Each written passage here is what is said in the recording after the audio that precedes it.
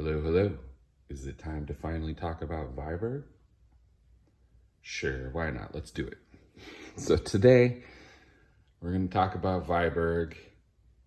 Finally, it's a big topic, so I'll try and not waste too much time here and keep it as short as possible, but I'm going to also break out my Viberg discussion by last. So it'll be at least 3 videos, this being the first one. We're going to focus specifically on the Viberg 2030 last in this first video, because that's kind of where the Viberg discussion begins for heritage boots anyway, and service boots in a lot of ways in general. Viberg is a notorious brand in the boot world.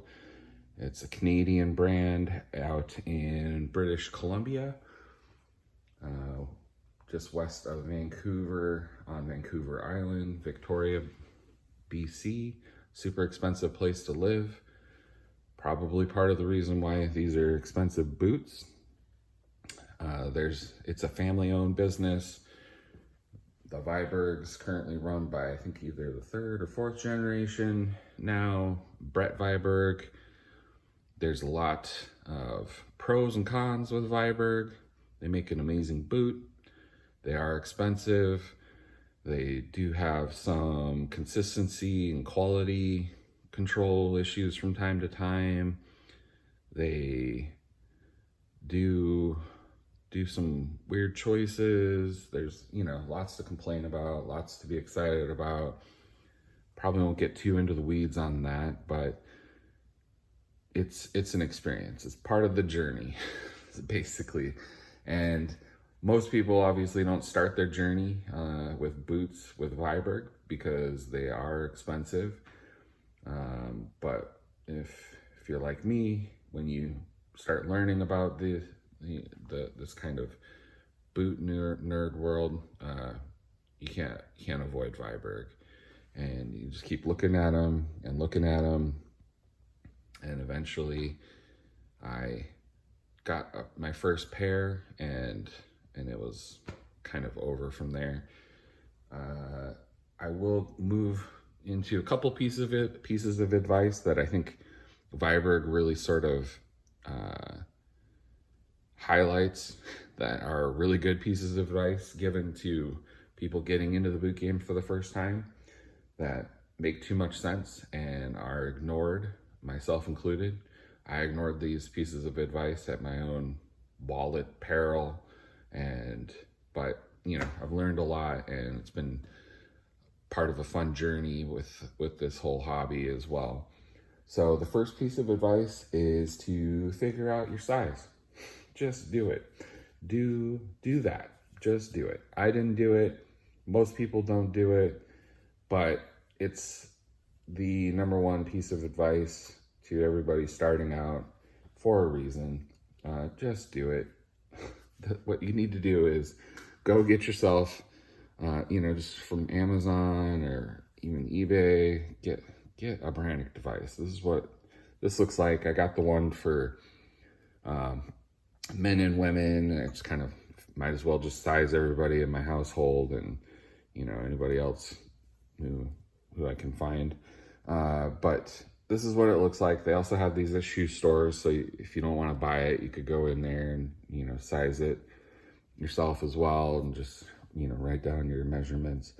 But there's really good videos out there explaining how to use this. Watch that, because you don't want to take the time to do this and then just not do it right. Obviously, you have the measurement from heel to toe here. This little doojobby here, you put this on the ball of your foot, and you take your heel to ball measurement, which you'll be able to read over here when you have that. And then the last piece here is the width, your width. So putting your foot in here, you're gonna get your measurements, and basically, I think Dave from, I believe it's Vintage Future, he has my favorite video going over how to use this and why it's super important. I'll link that in the notes, the video notes as well. That's my favorite. But take the time, get your heel to toe, get your heel to ball, get your width right. Then you can really, be in a good place to not waste a lot of time and money and heartache, because a lot of these shoes and boots are not easy to find where you can actually try them on. Obviously these are in Canada. There are some retailers, but they're nowhere near me. So it was always kind of a bit of a gamble with all the boots until I started getting my fit and size dialed in. And, that's just part of the game as well. The other piece of advice that goes with the sizing is to, take your time. Don't get too crazy. I went from, getting some boots that were, kind of steadily increasing in quality and price point. And then I got my first Viberg, and then I just went crazy. So I got way too many. And again, I didn't do the sizing right away. So I got the wrong size. I went with sadly, the sizing advice from the website, which is wrong. And also a number of the retailers have the wrong sizing advice. On the Viberg website, they tell you to go one down from your Brannock, which would be consistent with UK sizing, which they supposedly have, but it's not true. It's not consistent with UK sizing. I do have some other UK, based shoes and boots, and I am consistently a 10.5. I'm an 11.5 D Brannock, and I'm a 10.5 in the UK sizing almost always, except these. So I started out with the 10.5s, and I do still have a few of them, because going to the other thing, inconsistency, there's a lot of trial and error, and not every time they make one of these boots, they're perfectly consistent. So sometimes it works, sometimes it doesn't. But 11, which is half down from Brannock in the stamped Viberg size, is the right move. That's the right move, especially for this 2030. You can see 11, E, 2030. The E is also weird because it's not a true E. It's sort of like a little bit in between a D and an E, I would say, which is actually perfect for me because I'm kind of a full D. But yeah, Viberg's weird with their sizing. But once you get it, you get it. Another really good resource is the WeltedWiki, which is a website, wiki site put together by some good dudes who have kind of aggregated all of the sizing wisdom from all the boot nerds in the world. So, it's by brand and last, and Viberg is covered really well. I think probably the first brand that they fully fleshed out on the website. So 2030 for me, half down is the move, and I do have a couple up here in different widths as well. So I'll talk about that in a second. The other thing with Viberg is when they were made, there's changes. So this is the oldest one that I have. I don't know exactly when this was made because I bought this from a friend, but this is an older 2030 service boot, and this is what basically made Viberg famous in the heritage boot community. This is the quintessential service boot in a Horween Chrome Excel number 8, which is this beautiful kind of burgundy color, and this is a Brogue cap toe. This is just classic. Things I like about the specifically the Chrome Excel. Vibergs is they have an unlined shaft. They have a semi-gusseted tongue, which I love. They usually come on this day-night sole, which, you know, has its fans and detractors, but you can't really go wrong with it. It's hard wearing, it lasts a long time.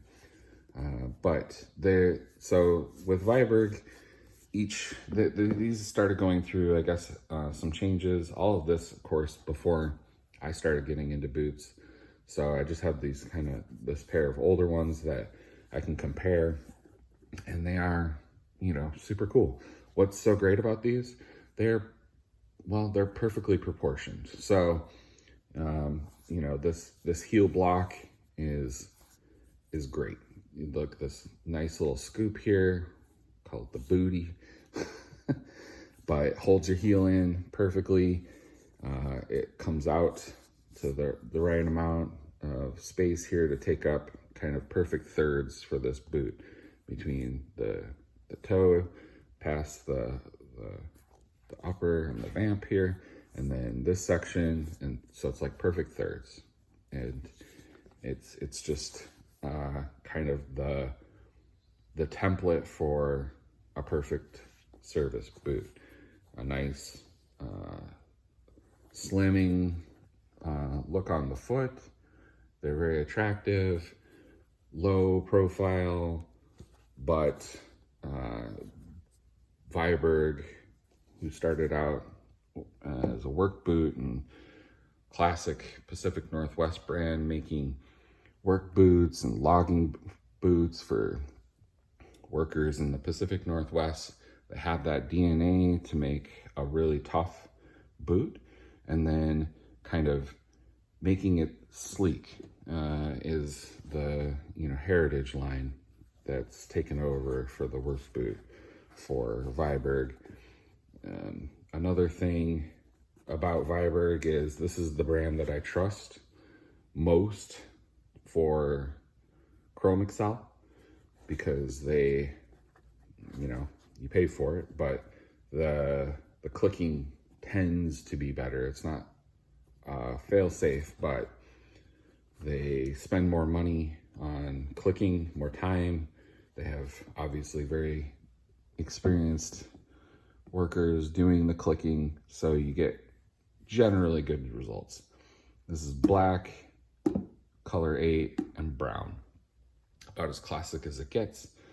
These two are Brooklyn Clothing Company, so unstructured toe, plain cap toe, and I don't know, it's kind of hard to compare, you know, old Viberg, new Viberg. So most of my boots are all new, but these old ones, some things you can see is the shape is a little bit different. These kind of have a little bit more anatomical, like it's a little straighter here, and then this part curves in more. This, I think they're slightly shorter. The heel is not quite as, I don't know how to describe. The shape is different. They're a little bit shorter. The proportions aren't exactly right. They're a little bit more torpedo-y, if that makes sense.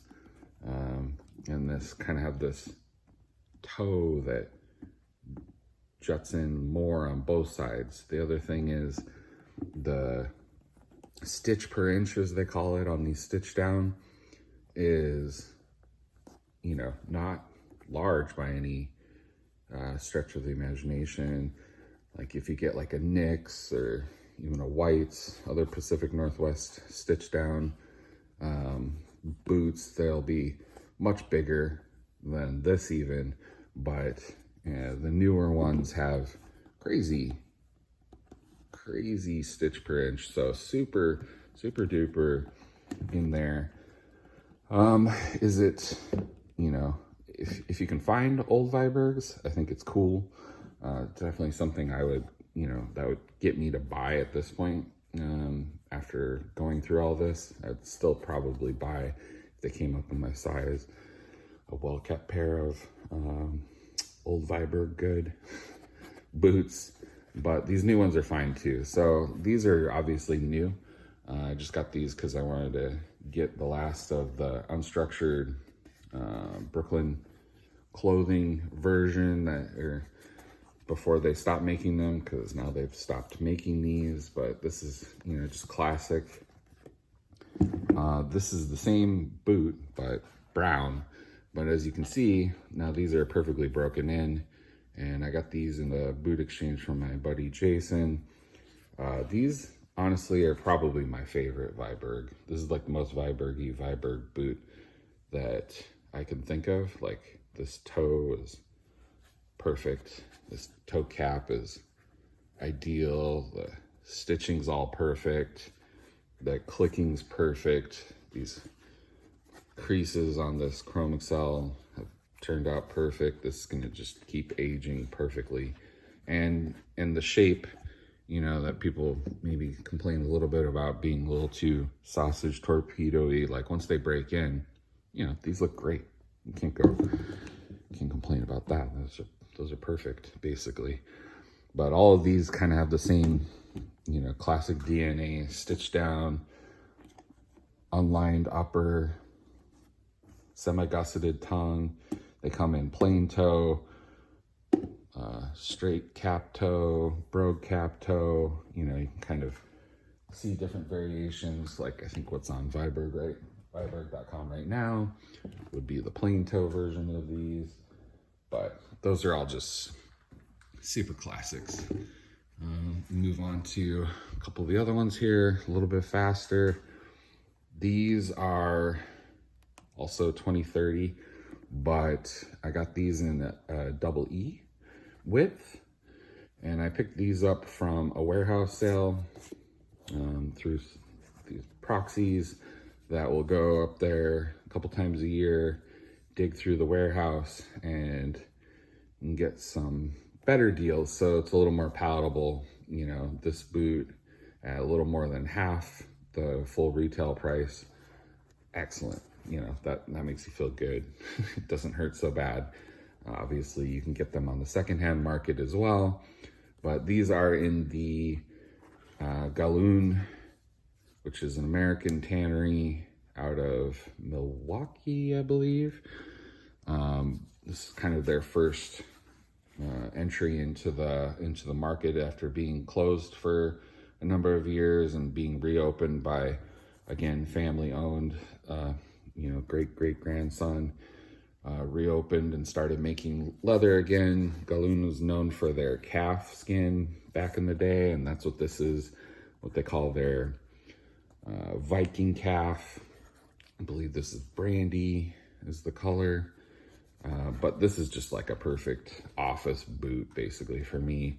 I'm not going to be doing work in these, so they should be just aging nice. They do have this maybe notorious sole material. This would be better if it was the day-night, obviously.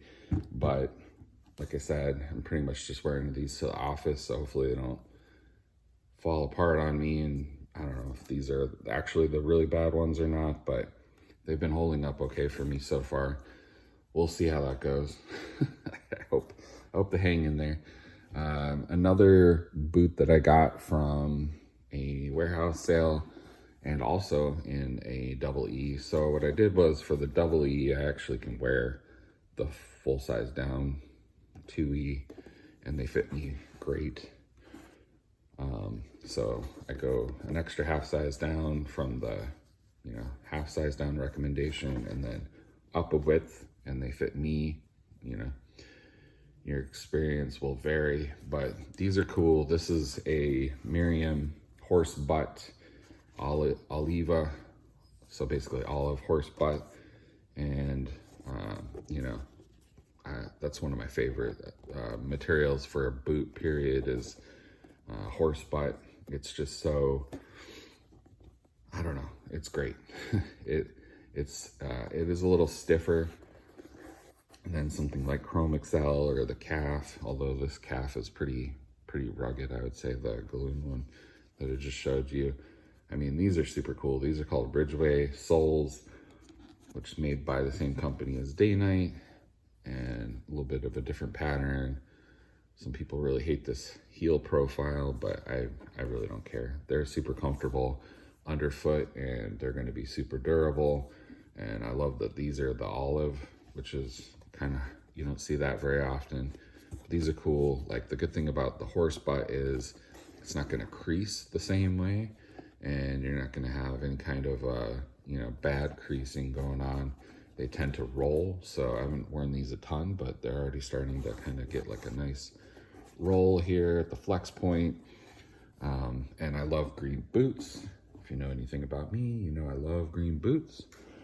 And then this pair is also Merriam horse butt in a little bit older pair, but it's a horse butt called, I think this color is called Moss, which is similar to another one that I had to sell, which is Tuscanello, which is basically just this kind of nice light brown tan color, which is probably one of my favorite boot colors. I've actually sold off a lot of boots just because I ended up, without really realizing it, maybe subconsciously getting too many boots that were just like this color, basically.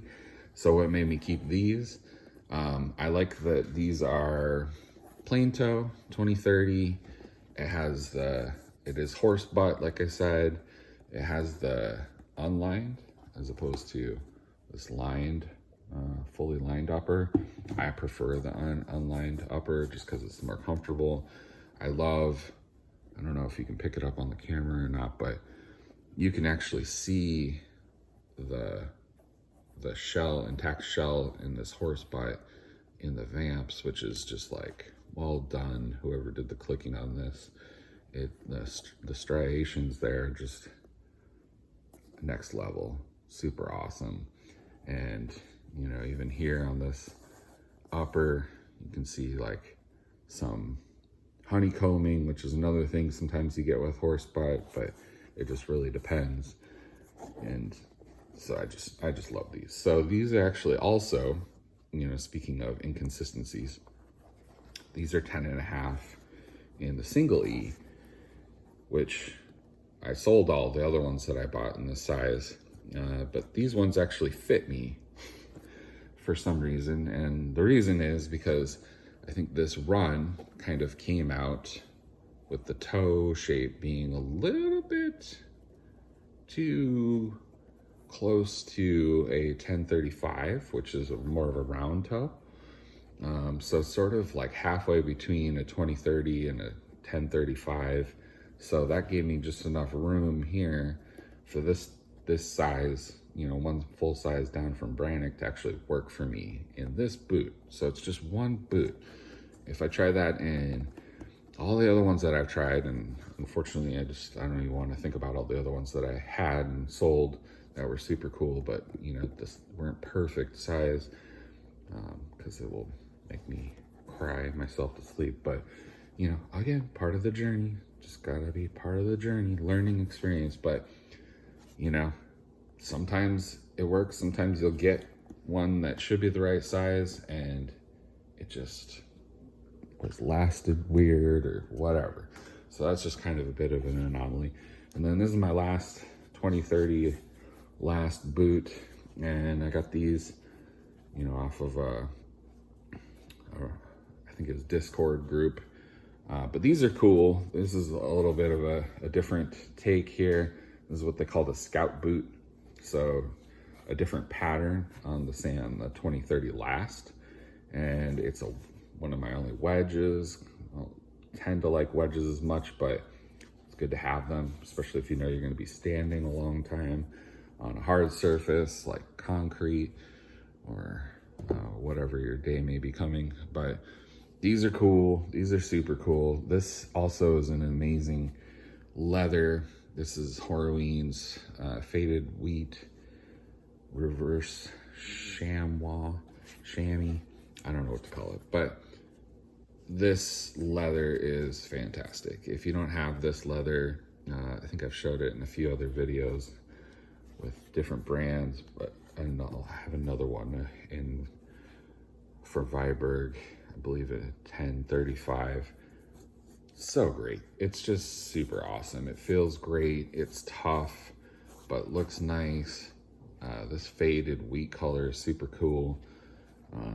I'm super pleased with these as kind of my representative for wedge. But so that's my 2030 collection that's survived the culling of not perfect sizing, or too close in looks to kind of make the cut. And Viberg is easy to kind of get a lot of criticism, but in general, when they do it right, they do it really right. They're just excellent boots, and they're hard to compare to anything else. There's a lot of brands that are trying, and I have some other brands that are really close, but Viberg is Viberg, and it may be that they get the pattern pretty close, but like this, midsole and the construction, the chassis, the way it feels on your foot, when you put it on, it's a Viberg. And it's kind of hard to explain if you haven't experienced it before. It's definitely worth getting at least one, but like I said, don't go crazy, and make sure you get your sizing right. I'll be doing a video about 1035 and 310 as my other two last that I have with Viberg boots as well, but this is kind of the starting place. If you can get these to fit your foot, they don't fit for everybody, but if you can, this is what most of the cool leathers that Viberg comes out with usually are on the 2030. I do also want to try the 2020, maybe. I did have a bunch of 2040s that were super awesome, but that I had to kind of just give up on that last. I tried it in a couple different sizes. The next thing I could try would be to going true to size, which just, I don't know. We'll see. I have too many boots to really be too worried about that. So I had to sell all of my 2040s, even though I love that last. But, again, it's all part of the journey. Got to go with the flow, learn your lessons, and keep going. So I'll be back with those other two Viberg videos, at least for sure. And I hope you have a good day. Let me know if you have any questions. Be well.